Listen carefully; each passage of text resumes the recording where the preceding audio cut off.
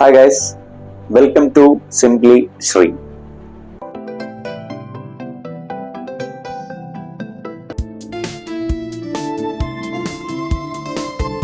മൂന്നാമതായി പറയുന്ന കാര്യം അവരുടെ നല്ല ഒരു സുഹൃത്ത് അല്ലെങ്കിൽ നല്ല ഒരു ഫ്രണ്ടായി മാറുക എന്നുള്ളതാണ്. പണ്ട് കാലങ്ങളിലെ അപേക്ഷിച്ച് ഇപ്പോൾ മിക്ക മാതാപിതാക്കളും മക്കൾക്ക് നല്ലൊരു ഫ്രണ്ട് തന്നെയാണ്. പക്ഷേ എല്ലാം തുറന്നു പറയുന്ന ഒരു കൂട്ടുകാരനാണ് തങ്ങളുടെ മക്കൾക്ക് മാതാപിതാക്കളാണെന്ന് നമ്മൾ സ്വയം ആലോചിക്കണം. അതായത് നമ്മൾ അവരെ കേൾക്കാൻ തയ്യാറാകണം. സ്കൂളിൽ പോയി മടങ്ങി വരുന്ന ഒരു കുട്ടിയെ പിടിച്ചിരുത്തി ഇന്ന് സ്കൂളിൽ പോയത് മുതൽ ഇവിടെ വന്നത് വരെയുള്ള കാര്യങ്ങൾ വിശദീകരിച്ച് പറഞ്ഞാൽ ഒരു നല്ല ഫ്രണ്ട് ആവണമെന്നില്ല. ആ കുട്ടി ചിലപ്പോൾ എല്ലാ കാര്യവും തുറന്നു പറയണമെന്നും ഇല്ല. അവൻ അപ്പോൾ ചെയ്യുന്നത് മാതാപിതാക്കളോട് പറയാൻ പറ്റുന്ന കാര്യങ്ങൾ മാത്രമേ പറയുകയുള്ളൂ. ചില കാര്യങ്ങൾ അവർ ഹൈഡ് ചെയ്തു വെക്കുകയും ചെയ്യും. എന്നാൽ നമ്മൾ ചെയ്യേണ്ടത് വൈകുന്നേരങ്ങളിൽ മാതാപിതാക്കൾ തങ്ങളുടെ ജീവിതത്തിൽ അന്ന് രാവിലെ മുതൽ സംഭവിച്ച കാര്യങ്ങൾ വളരെ രസകരമായി മക്കളോട് സംസാരിക്കുക. അതായത് അവർക്ക് ഇഷ്ടമുള്ള രീതിയിൽ സംസാരിക്കുക. ഇതുമൂലം നമ്മുടെ മനസ്സിൽ സമ്മർദ്ദം കുറയ്ക്കാനും സാധിക്കും. കുട്ടികളെ ശ്രദ്ധിക്കുകയും അത് ആസ്വദിക്കുകയും ചെയ്യുന്നുണ്ടെങ്കിൽ തീർച്ചയായും അവരുടെ ജീവിതത്തിൽ അന്ന് സംഭവിച്ച എല്ലാ കാര്യങ്ങളും അവർ നമ്മളോട് തുറന്ന് പറഞ്ഞിരിക്കും. നമ്മുടെ ഓഫീസിലെ കാര്യമായിരുന്നാലും നമ്മൾ ബിസിനസ്സിൽ സംഭവിച്ച വലിയ ലാഭനഷ്ടങ്ങൾ ആയാൽ പോലും ആരോടും തുറന്നു പറയാൻ പറ്റാത്ത കാര്യങ്ങളായിരുന്നാൽ പോലും ചെറിയ കുട്ടികൾ എന്ന് വിചാരിക്കുന്ന നമ്മളുടെ മക്കൾ ചിലപ്പോൾ ഒരു പോംവഴി തന്നെ പറഞ്ഞു തന്നു വരാം.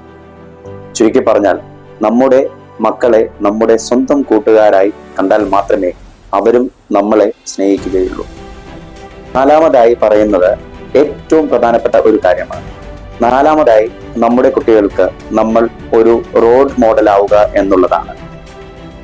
ലോകത്തിൽ തന്നെ 90% കുട്ടികളുടെയും റോൾ മോഡൽ എന്ന് പറയുന്നത് തങ്ങളുടെ മാതാപിതാക്കൾ തന്നെയാണ്.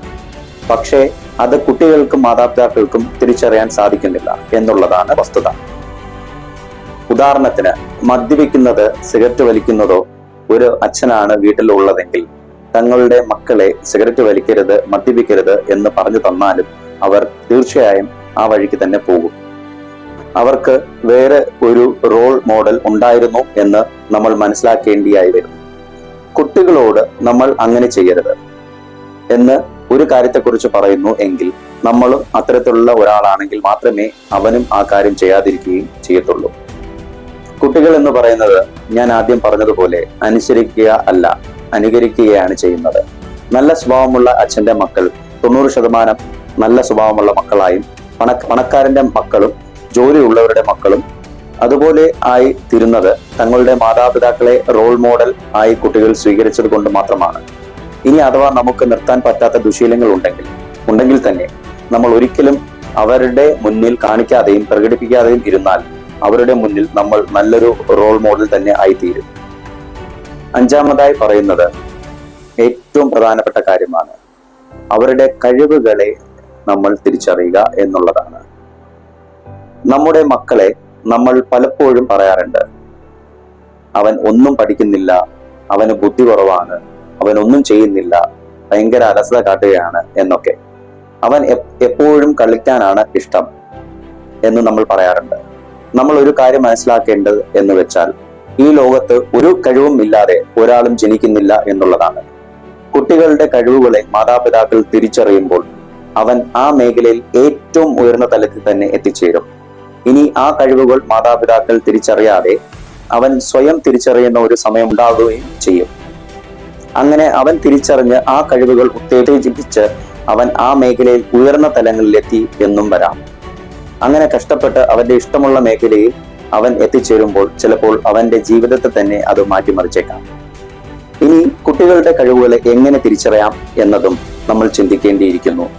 വളരെ ചെറുപ്രായത്തിൽ തന്നെ അവന്റെ പ്രവൃത്തികളും അവന്റെ രീതികളും നമ്മൾ വളരെ ശ്രദ്ധാപൂർവം നോക്കിയിരുന്നാൽ ഏതൊരു മാതാപിതാക്കൾക്കും അവരുടെ കഴിവുകളെ തിരിച്ചറിയാൻ സാധിക്കും.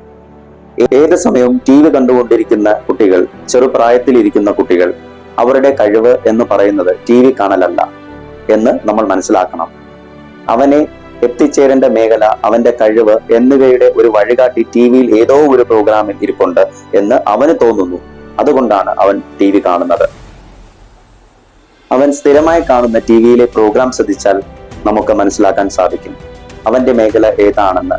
മൊബൈൽ ഫോൺ സ്ഥിരമായി ഉപയോഗിക്കുന്ന കുട്ടികൾ അവർ ഏത് ഗെയിമാണ് ഉപയോഗിക്കുന്നത്, അല്ലെങ്കിൽ ഏത് സോഷ്യൽ മീഡിയ പ്ലാറ്റ്ഫോമാണ് ഉപയോഗിക്കുന്നതെന്ന് നമുക്ക് മനസ്സിലാവും.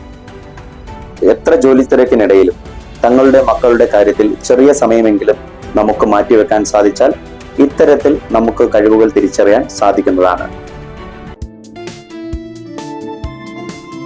ഈ വീഡിയോ ഇഷ്ടമായാൽ തീർച്ചയായും നിങ്ങൾ ലൈക്ക് ചെയ്യുക, കമന്റ് ചെയ്യുക. ഇതുവരെയും സബ്സ്ക്രൈബ് ചെയ്യാത്ത ആൾക്കാരാണെങ്കിൽ സബ്സ്ക്രൈബ് ചെയ്യുക. താങ്ക്